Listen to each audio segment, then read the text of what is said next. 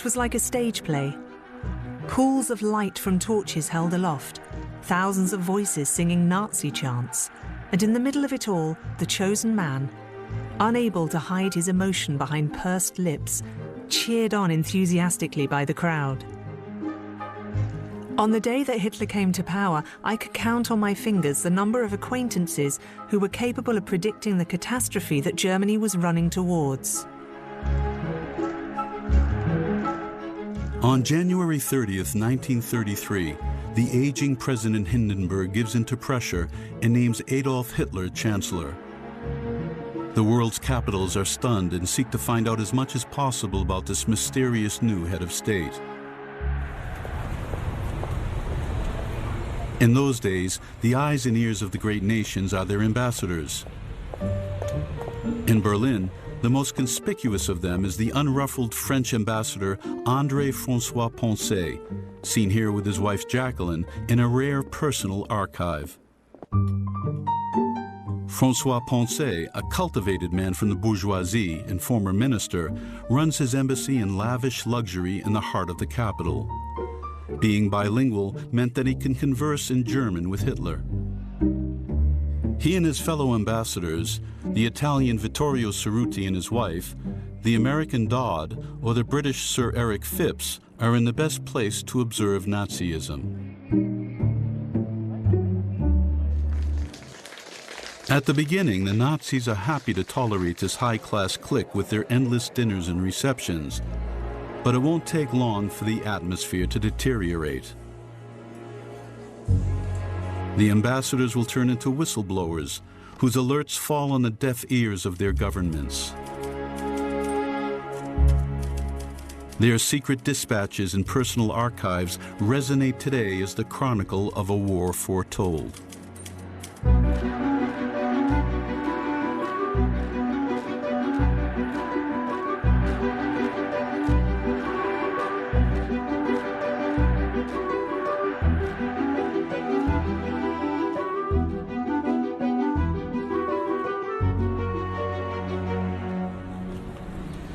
When André François Poncet arrived in Berlin 2 years before, in September 1931, he was met at the station by the darling of diplomatic receptions, Bella Fromm. She writes about the rich and famous for the well-known liberal daily newspaper, Vossische Zeitung. This is the Frau Bella as a young woman, in a photo taken just after the First World War, and before inflation has wiped out the fortune of her eminent Bavarian family, and also before the Nazis begin to pick on her for being Jewish. My columns immediately became popular, and through my position as friend and as columnist to the diplomats, I saw and heard more than most. Frau Bella knows everybody. The 200 people who make up the diplomatic corps, the old German nobility, and even quite a number of Nazis. Especially as this group of people revolves around a small area just next to the Tiergarten, Berlin's Central Park, and the imposing Reichstag. From the French embassy, located next to the Brandenburg Gate at 5 Pariser Platz, it's just a stone's throw for Bella or the diplomats to the American embassy across the road. The British embassy is at 50 Wilhelmstrasse, and a little further on, the Soviet one. What better place to spy on the German Foreign Ministry and Hitler's chancellery?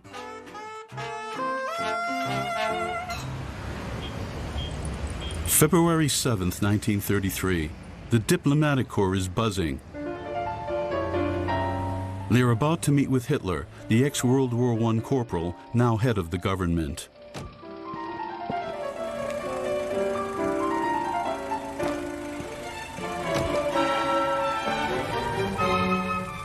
Last night at Hindenburg's formal dinner reception, Adolf Hitler made his debut in diplomatic society. Everyone watched Hitler. The corporal seemed to be ill at ease, awkward and moody. His coattails embarrassed him. He crumpled his handkerchief, rolled it, just plain stage fright.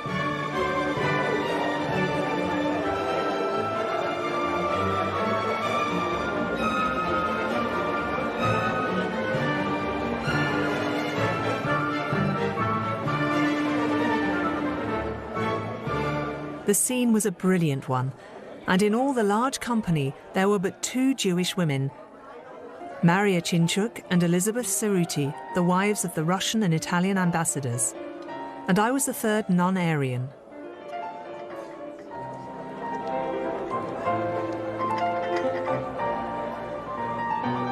The dinner promised to be very interesting indeed. 2 days before it was to be held, I received a tantalizing phone call from Frau von Meysner, wife of the head of the presidential chancellery. Her words quavered with excitement as she told me that it was I whom the Chancellor would take into dinner. My husband cautioned me to watch Hitler closely and not to miss a word he said. I would be the first to speak to him.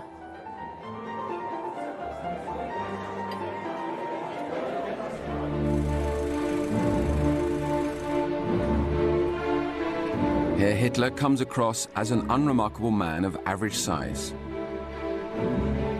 There are no distinguishing marks. He looks more like an out-of-place provincial than a refined labourer. His face is somewhat swollen with blotchy skin.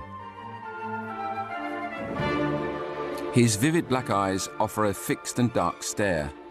Occasionally, there's a glint in them, giving them a compelling and impassioned expression.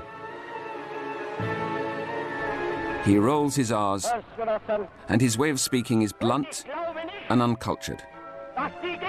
Hitler is nothing more than a rustic Mussolini.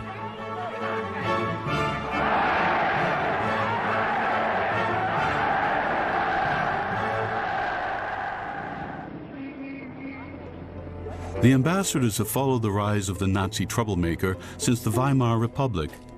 But now, everything starts getting out of hand. On the night of February 27, 1933, André François Poncet's children watch from their beds as the Reichstag, just behind the embassy, goes up in flames. A month of savage repression entails. Then, in a consciously orchestrated set of moves, the members of the Reichstag vote to give full powers to Hitler, who is the Prussian sanctuary of Potsdam. Berlin, Ambassador's Report, March the 30th, 1933.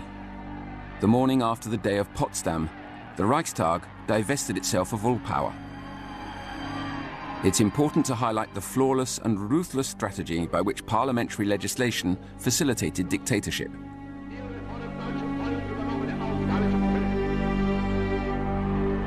Dozens of stormtroopers were in the corridors, and many more massed outside the Reichstag, having received orders to shout at regular intervals, "We want full powers, otherwise we destroy everything." The Nazis are not exaggerating when they boast about having carried out a revolution. The surge which has just burst through all the dams is a revolutionary surge. Its path is not mapped out. No one can predict where it will end. But it must be noted that as of today, the setting up of the dictatorship has brought forward neither hero nor martyr. German democracy has been able to save nothing, not even save face.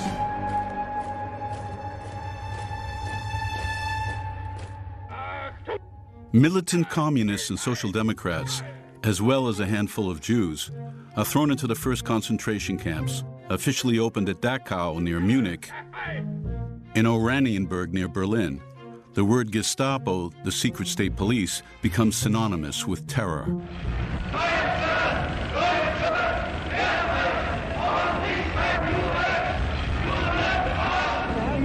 On April 1st, 1933, the stormtroopers, the SA, turn their attention to Jewish shops, which are boycotted and attacked. Diplomats record that Jewish civil servants are being systematically dismissed.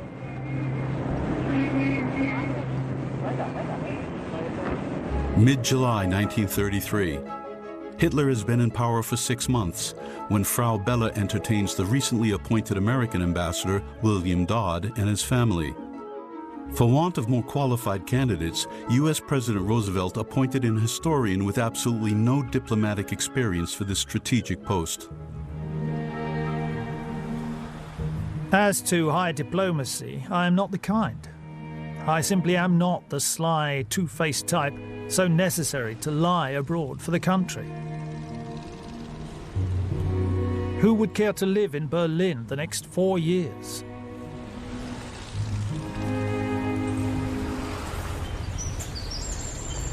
Although he isn't well off, the American ambassador rents a beautiful villa just opposite Tiergarten Park. By doing this, the Jewish owner hopes to save his property from the raids of the stormtroopers. Dodd and his wife don't entertain much, but their children are more than happy to invite round their friends and foreign journalists, introduced to them by Bella Fromm. And even a few Nazis, such as the peculiar Ernst Hanfstengel, known as Putzi. He's one of Hitler's old friends, and since he grew up in the U.S., Putzi is put in charge by the Nazis of entertaining and spying on the small diplomatic clique. You will see his newest work. He's happy to be part of the group, and is a piano player. It's said that his playing can bring Hitler to tears.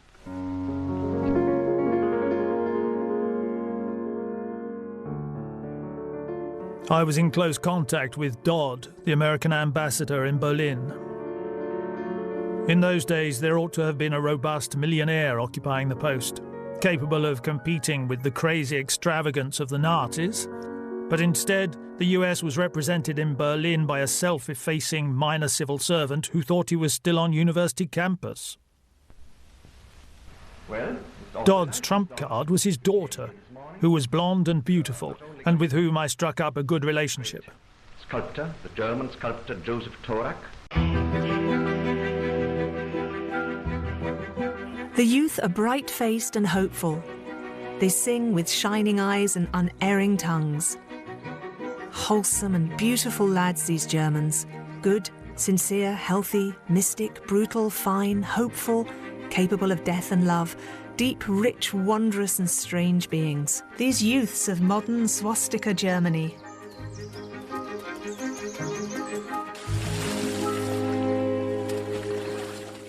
Martha is fascinated by the Nazi regime. During a reception, she falls in love with one of these fiery men, Rudolf Diels, the newly appointed head of the Gestapo.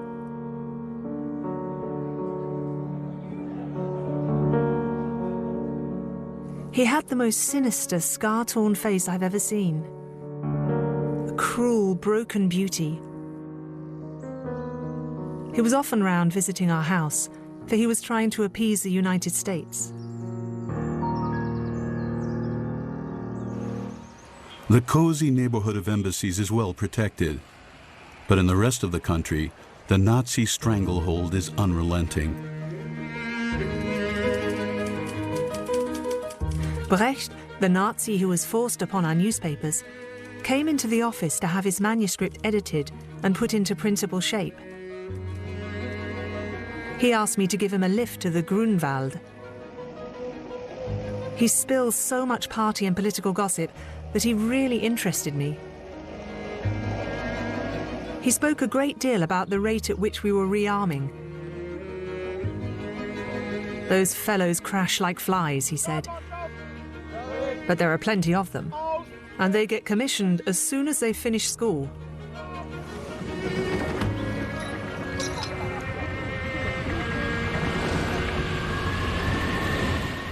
Rearmament is supposed to be a state secret, but it doesn't go unnoticed by the ambassador's network of informers.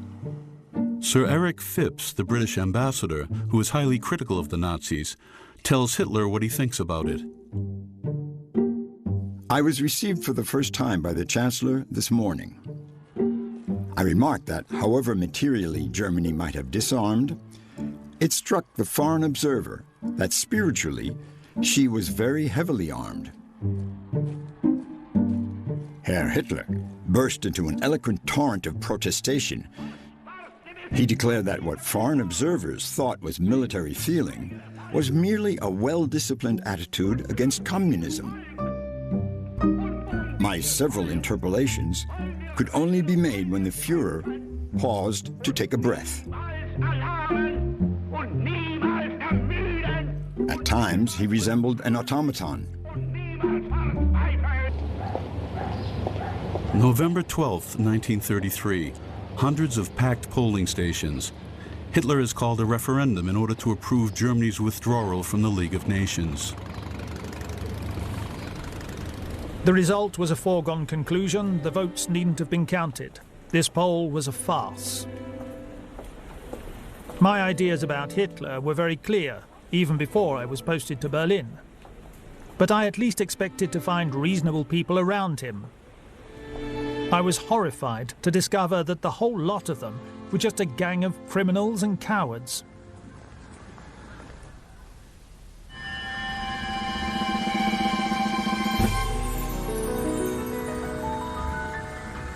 As was customary at New Year, Marshal Hindenburg, who is still nominally president, holds a reception for the diplomats in full uniform. The Nazis have been in power for a year. They announced spectacular drops in unemployment everywhere. Drops that were mainly due to the forced withdrawal of women from the job market. With just a few exceptions, German women in the Third Reich have been relegated to the role of a basic reproductive machine. Their duty is to give birth to a child every year for the party. The new year also brought bad news. The law on forced sterilisation for the mentally ill came into force on January the 1st. Its aim is the prevention of unfit progeny. It is as inhuman a law as ever the minds of savages gave birth to. As for me, the editor-in-chief called me to his office this morning. "Chin up, Bella," he began. "The Ulstein Press has received a verbal veto against articles signed by you."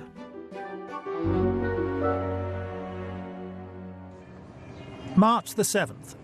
I was at the Chancellery to protest against the wave of Nazi propaganda which had recently swept through the US. This was the Führer's reaction. "Oh, that is all Jewish lies, damn the Jews. They have ruined Russia and they intend to ruin Germany. If they continue their activity, we shall make a complete end to all of them in this country." These words are ignored in Washington, more concerned with the Germans' refusal to pay the reparations stipulated in the Treaty of Versailles.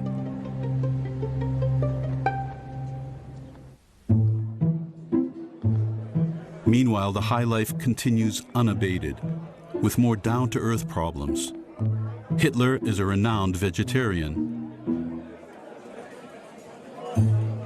There were to be 40 to dinner.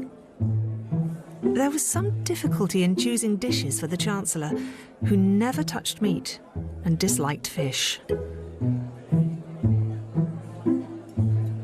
I have always been very fond of new potatoes and was sure that everyone shared my taste, so I placed before him an appetizing plate of them. My guess proved a good one, for he exclaimed with delight, "Ah, what wonderful food you're serving me, Madam Ambassador." At one of these dinners, I met a young Frenchman, Armand Bérard, a secretary in the embassy. He was perfect of feature. He began calling on me, taking me out to movies. We drove long hours in the beautiful lake country outside Berlin. He began to explain militarism to me. He would point out military camps, airfields that were sprouting up all over the country.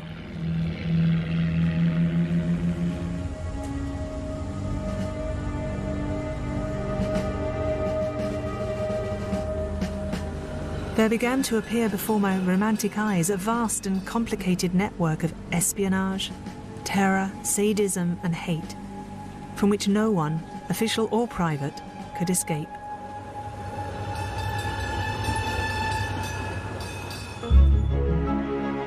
In practice, the embassies are mistrustful of their German staff and their telephones. To avoid any leaks, Dodd entrusts his most important dispatches to the captains of American ships bound for New York. André François Poncet gives his most sensitive reports to family members of embassy staff so that they can deliver them in person to Quai d'Orsay, the French Foreign Ministry.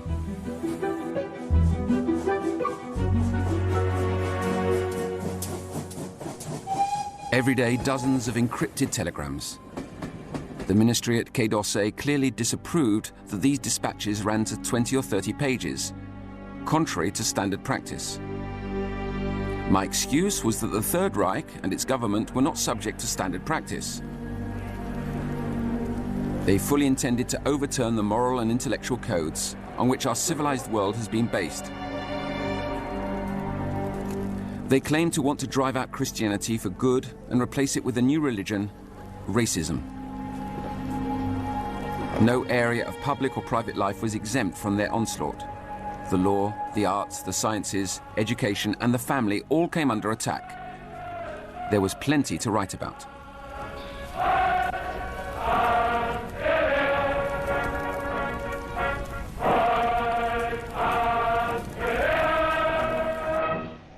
Summer 1934. Ambassadors François Poncet, Phipps, Dodd, and Cerruti receive an unexpected invitation. Reichsminister and Master of the German Hunt and Forest, Hermann Göring, requests the pleasure of the company of His Excellency Sir Eric Phipps to the hunting lodge on the afternoon of June the 10th. The party sets off for Karenhall, his huge property 100 kilometers north of Berlin, where Field Marshal Göring likes to entertain, far away from the growing tension in Berlin.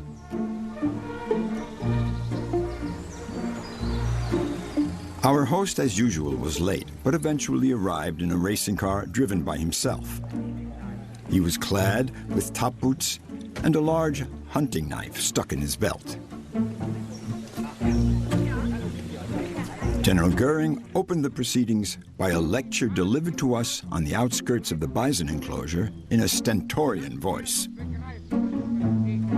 He celebrated the beauties of the primeval German forest. Göring began, "Ladies and gentlemen, in a few minutes you will witness a unique display of nature at work. In this cage is a powerful male bison, an animal almost unheard of on the continent. He will meet here before your very eyes the female of his species. Please be quiet and don't be afraid." No one was afraid, only very much interested. Göring addressed the bull, "Ivan the Terrible, I order you to leave the cage." Slowly the bull approached the cows, slowly lowered his huge head and lumbered back into the cage. The bonds of restraint broke, and we all roared with laughter. We then set out on a long drive through the forest. Göring had changed clothes. We finally arrived at the Pièce de Résistance, the building which was to house the remains of his first wife, Carine.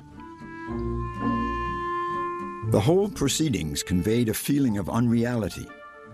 The chief impression was that of the most pathetic naivete of General Göring, who showed us his toys like a big, fat, spoiled child. And then I remembered that there were other toys, less innocent, though winged, and these might someday be launched on their murderous mission in the same childlike spirit and with the same childlike glee. Danger is ever present. In Berlin, Heinrich Himmler is taking control of the SS and the Gestapo.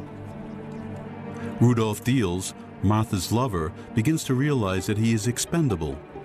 Before fleeing for a while to Switzerland, he confides in Dodd. Most of this, you know, has been my work. I was the one who organized the most efficient spy network that Germany has ever known. But I know too much. We were more than happy to recruit men who could carry out the tasks at hand with such detachment. Unfortunately, we didn't realize that for some time our organization has attracted every sadist in Germany and Austria, unbeknownst to us, as well as creating sadists.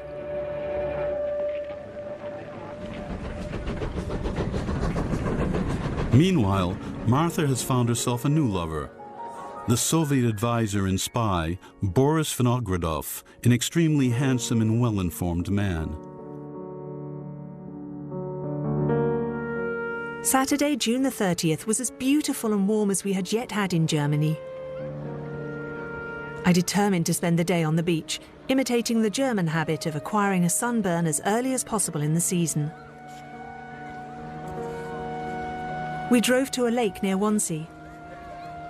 I baked in the sun the whole day. At 6 o'clock we drove slowly and quietly back to Berlin. our heads giddy from the sun. We were not thinking of yesterday or tomorrow, or of the Nazis, full of sympathy for the German people. When we drove into Berlin, the atmosphere had changed. Soon we noticed there was an unusual number of police. We saw heavy army trucks, machine guns, soldiers, SS men, and no SA men. The brown shirt was absent. June 30th, 1934 sees the Night of the Long Knives. To counter an alleged coup, Hitler has hundreds of Nazi leaders killed, including the head of the SA, Ernst Röhm, and dozens of establishment conservatives. Rolf phoned. There is a wholesale butchery in full swing. Somehow I managed to get into my evening clothes and drove out to the gala soiree held at the Japanese embassy at 3 Tiergartenstrasse. As each German guest arrived, they sighed with relief. Ah, you've survived. After this purge, no one is safe anymore. André François Poncet, whom Hitler suspected of being linked to Rome, arranged to meet the U.S. ambassador in the Tiergarten, away from prying ears. It wouldn't surprise me if I was shot down at any time in the streets of Berlin. That's why my wife has stayed in Paris. The Germans hate us so much, and their leader is completely crazy.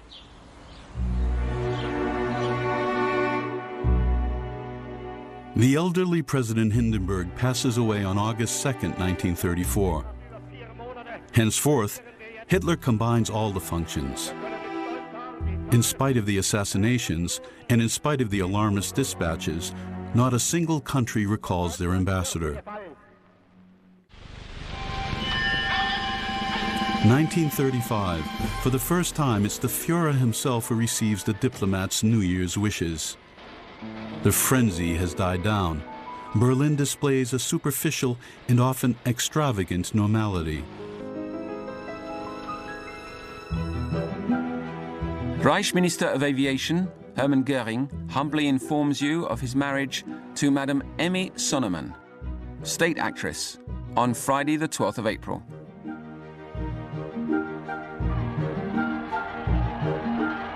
It was well worth seeing. It was a symphony of spring, much too lovely for the stout, middle-aged couple.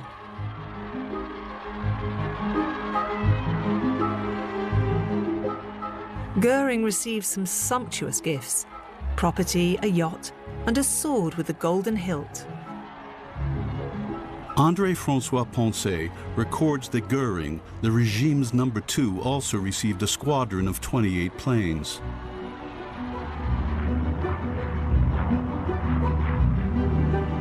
On the whole, the regime is stable. New ministries and housing are built in the recognizable architectural style of National Socialism.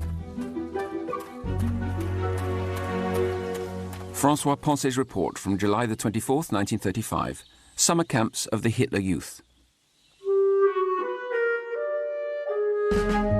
During the school holidays, the coasts and the lakesides of Germany are sprawling with tents to accommodate more than 100,000 young people belonging to the Hitler Youth.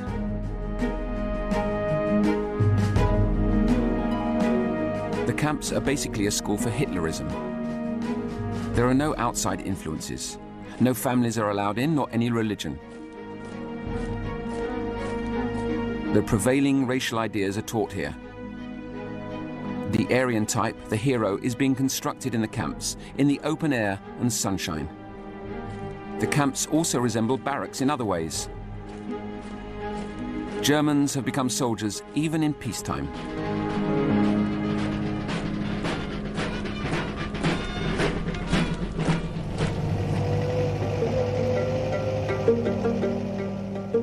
Came to this idyllic little village. Driving out was no fun. The German highways are a mess of repair and construction work. Detours everywhere. Everything for Hitler's army roads. To divert the eye from the torn and uneven roads, there were numerous and effectively painted posters and banners.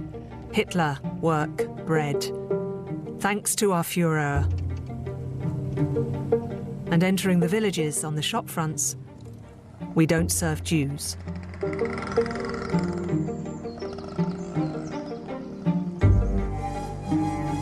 September 1935. The Italian ambassador Cerruti and his Jewish wife are thrilled to hear that he's named ambassador in Paris, and they thus escape the Nazi world. They leave just before the proclamation of the Nuremberg race laws, which exclude Jews from virtually everything, including marrying and sexual relations with Aryans. All the diplomats hear alarm bells ringing.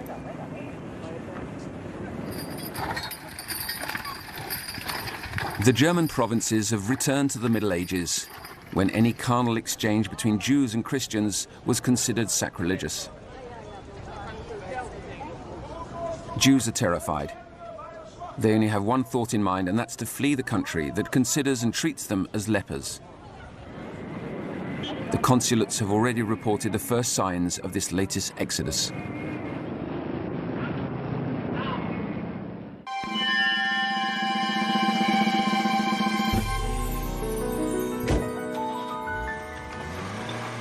In 1936. While the diplomats are being met by Hitler, the French ambassador has taken on a young officer called Paul Stellan as military advisor. Originally from Alsace and fluent in German, his job is to spy on the less and less covert expansion of Göring's Luftwaffe.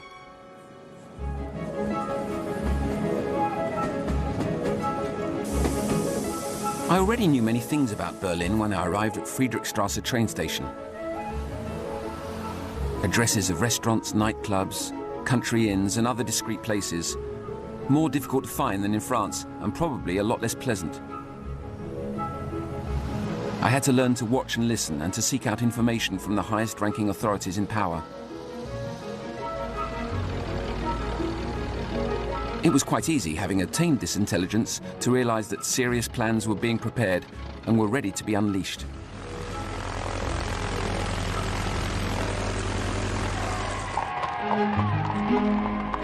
At the beginning of March, Hitler flexes his muscles by occupying the demilitarized zone of the Rhineland. This is a blatant violation of the Treaty of Versailles, but France refuses to retaliate, as public opinion is heavily opposed to another war.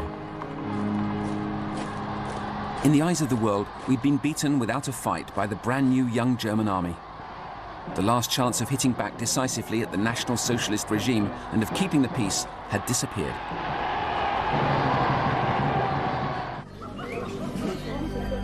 During a dinner party, the young Stellan makes friends with Göring's sister and finds himself part of the marshal's entourage. He is able to gather specific information about the power struggles within Hitler's inner circle, between those who are calling for attacking the West and those who wanted only to invade Poland and the Soviet Union. Stellan even manages to procure from Göring a liaison aircraft to fly over Germany.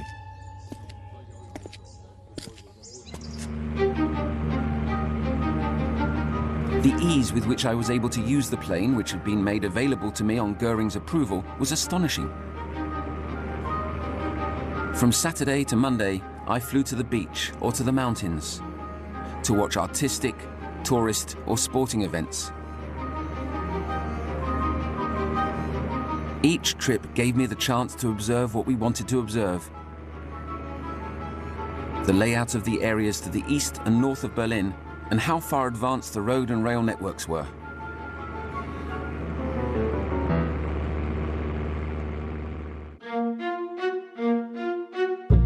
Back in the Allied embassies, social life has come to a halt.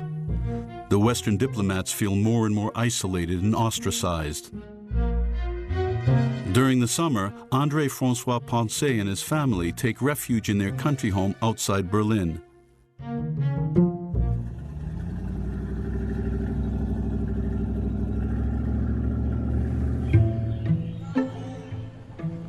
For girls, half a year's labour service has become obligatory. My friend Margaret has tried to keep her daughter Hilda out of it as long as possible. All mothers dread this labour service. And the excursions of the Hitler maidens, for most of them are no longer maidens when they return. When Hilda came back, she was expecting a baby. Margaret was desperate. Hilda, however, said, "I am proud to be able to give the Führer a baby. I hope it will be a boy to die for him." Turning to me, she said, "I am one of the Führer's brides and do not care to talk to anti-national socialists."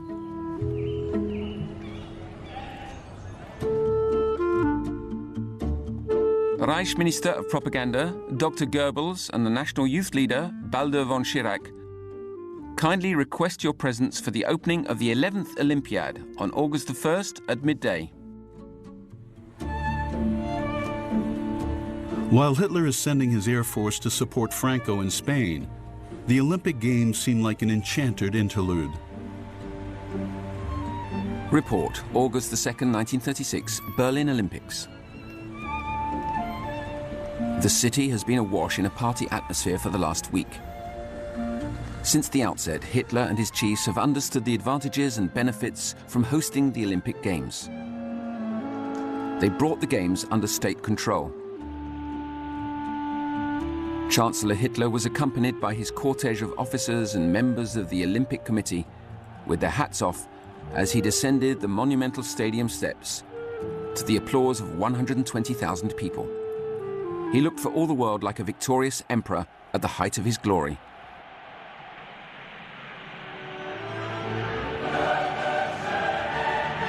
To culminate, a 1,200-strong choir sang Ode to Joy from Beethoven's Ninth Symphony. Those who were contemplating the fragile world peace couldn't help but listen with a heavy heart.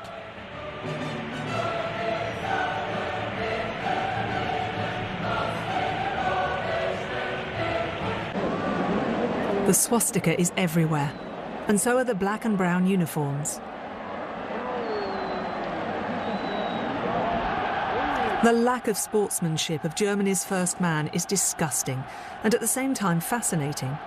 Jumping from his seat when the swastika was hoisted, or when the Japs or Finns won a victory. This is his show, and his Germans are supermen. That the whole world must admit.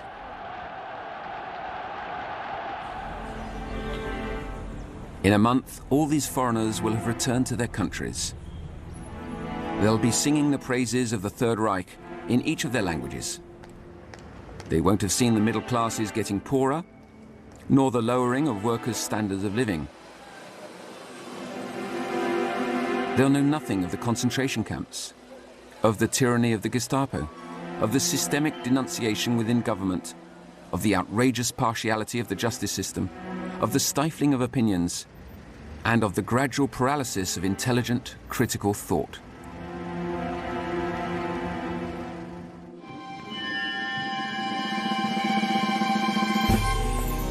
In 1937, the Allied diplomats noticed that Hitler has had frequent contact with diplomats from other nations, Japan, Romania, and of course, Italy.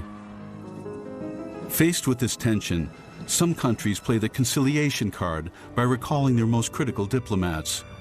This was the case for the Russians, the Swiss, and above all the British, who sent Sir Neville Henderson to replace Sir Eric Phipps. It was said that Henderson had been appointed to counteract the anger of the Nazis towards Phipps. In any case, he played the Nazi game not only subtly, but flagrantly. Everyone in the diplomatic corps gossiped about the facility with which Henderson was held tight and without protest to the Nazi beast. He even expressed at a party the view that Austria should be annexed to Germany, long before the plan had been made.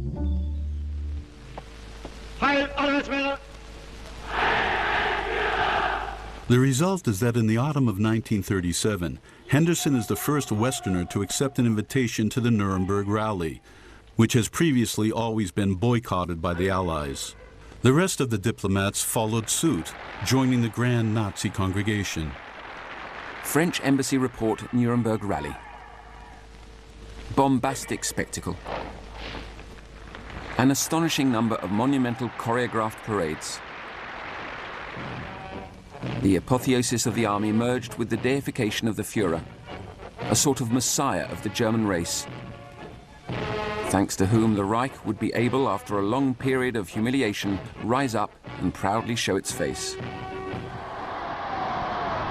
But what next? All this fanaticism cannot thrive on just hollow words.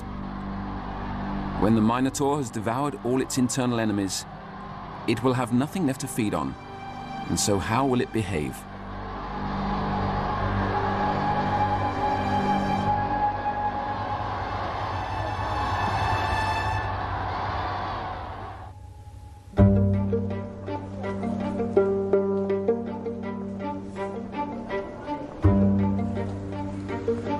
Mussolini is here. Friends of mine who have a house in the most convenient position to watch the road for miles ahead had asked me to come to see with them the spectacle. They have sent me a permit without which no mortal could approach the vicinity of the boulevard. Shops and schools and factories were closed for the occasion. It was after 6 o'clock when the first cars began to roll by, always a Nazi coupled with a fascist. Mussolini seemed bored, even annoyed. Probably he's just fed up to find so many scenes in the Nazi picture book borrowed from his own displays.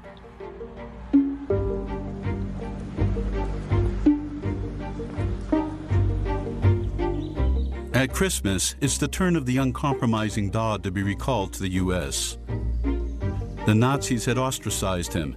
He'd been confined to his embassy, only serving to highlight his powerlessness. Les réceptions du Nouvel An ont eu lieu à Berlin au palais de la présidence avec le cérémonial accoutumé, Monsieur François Poncet, ambassadeur de France. L'ambassadeur du Japon. Le nonce apostolique. Au cours de la réception, le Führer a déclaré que la paix était l'objet de tous ses efforts. In March, as a sign of his peaceful intentions, Hitler decides just before his 49th birthday to annex Austria to the German Reich. The Anschluss is a seizure of power provoking no reaction from the Western democracies. The embassies sound the warning bells again. The military attachés are particularly alarmed by the effectiveness of the German bombers in Spain, notably in Guernica. Some of them start wondering what it would be like if one day France is invaded.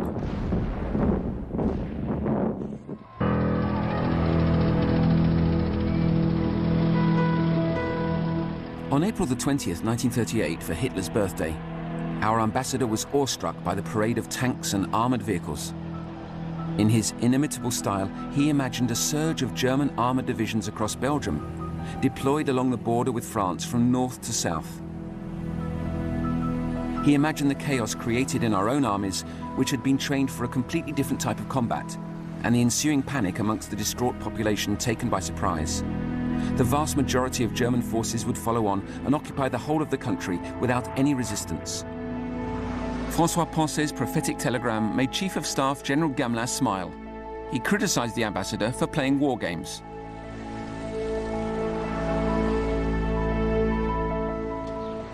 July the 20th. I have to leave Germany as quickly as possible. So far, I have gathered a collection of 23 of the necessary documents in 15 official bureaus. And I'm lucky. I have contacts and support.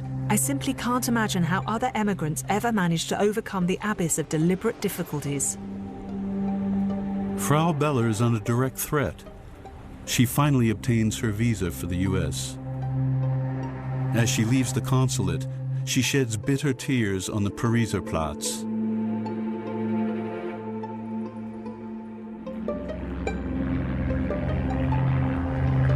August 1938. The Nazis, feeling ever more sure of their strength, invite the French General Vuillemin, Chief of the Air Force, to an ostensibly friendly visit.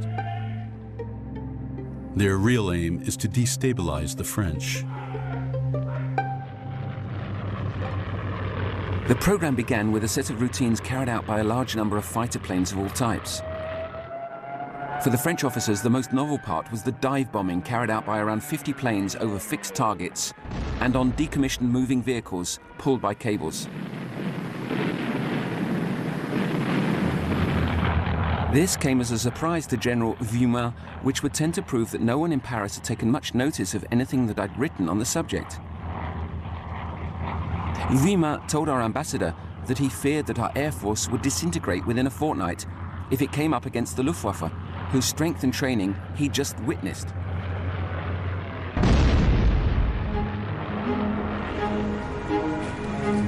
Everyone now thinks that war is imminent, especially since Hitler has decided to invade Sudetenland, the German-speaking region of Czechoslovakia. In September 1938, the great powers organize a conference in Munich to try and save peace at the final hour. François Poncet rang me at 5 in the afternoon. I was to go with him to Munich. At the station, emotions were running high amongst those who saw us leave.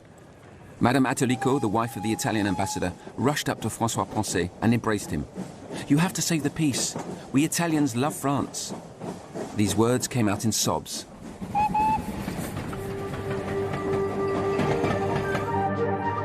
André François Poncet is one of the organizers of the conference.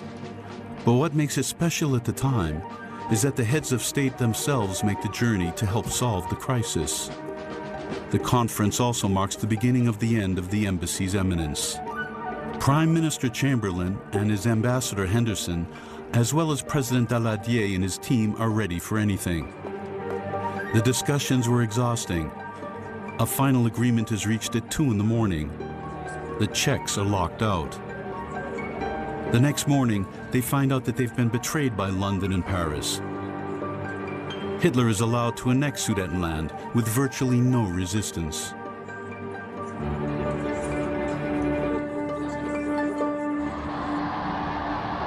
Adolf Hitler is nothing but an adventurer, always looking for new challenges and towards the next triumph, totally without restraint, as well as being hypersensitive and toxically proud. It would be dangerous for France to rest on the laurels of having achieved peace while this man is around.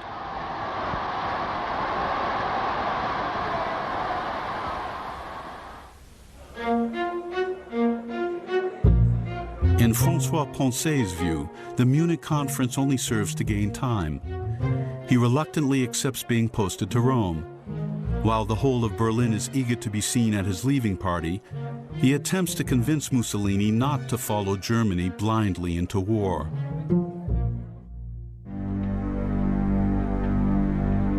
November 9th, 1938, the year ended with Kristallnacht, an unprecedented wave of terror organized by Goebbels' men. 267 synagogues are set alight, and 60,000 Jews are sent to camps.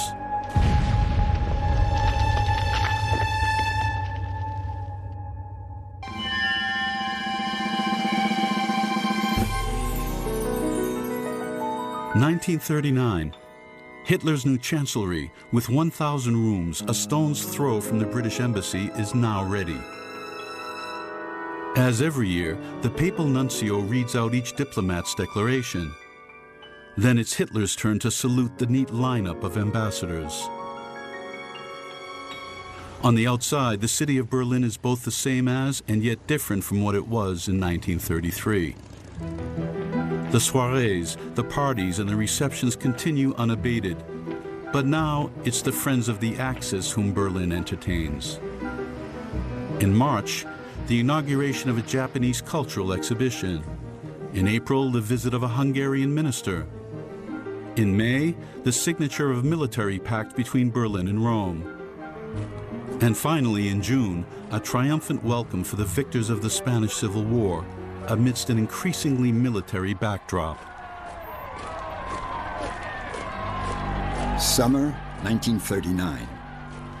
Hitler carefully racked up the tension with Poland, claiming that Germans living there were being treated badly. Emissaries were hurrying in and out of Berchtesgaden to try to find a solution. On August 18th, I asked that a letter of conciliation be sent to the Führer. On August 21st, we learned that we had been preempted by the Soviets. In Moscow at the end of August, the sworn enemies of Germany and the Soviet Union sign a non-aggression pact. In a secret clause, they share out Poland. A week later, on the pretext that the Poles had attacked Germany, the Nazis invade Poland. This time, however, the Western powers refuse to turn a blind eye.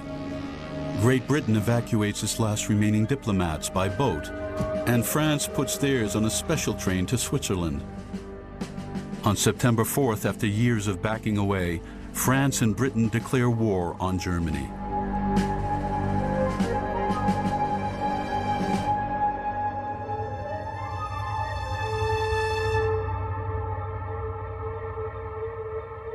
Dodd sends the following letter to President Roosevelt. The war could have been avoided if the democracies in Europe had simply acted together to stop Hitler. They would have succeeded. Now it is too late.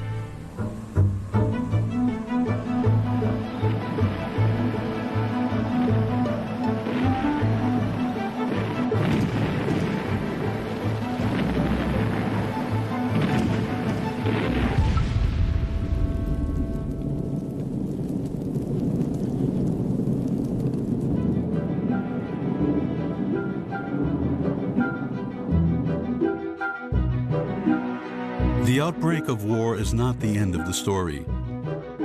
In the U.S., William Dodd made every effort to warn of the Nazi danger up until his death in February 1940. His daughter, Martha, married a millionaire from New York. Uncovered as a Soviet spy during the Cold War, she fled to Prague, where she died in 1990. In New York, Bella Fromm narrowly avoided being killed by Nazi spies and managed to continue living the high life. Paul Stellan made his way to North Africa and free France. He became chief of the French Air Force in 1960.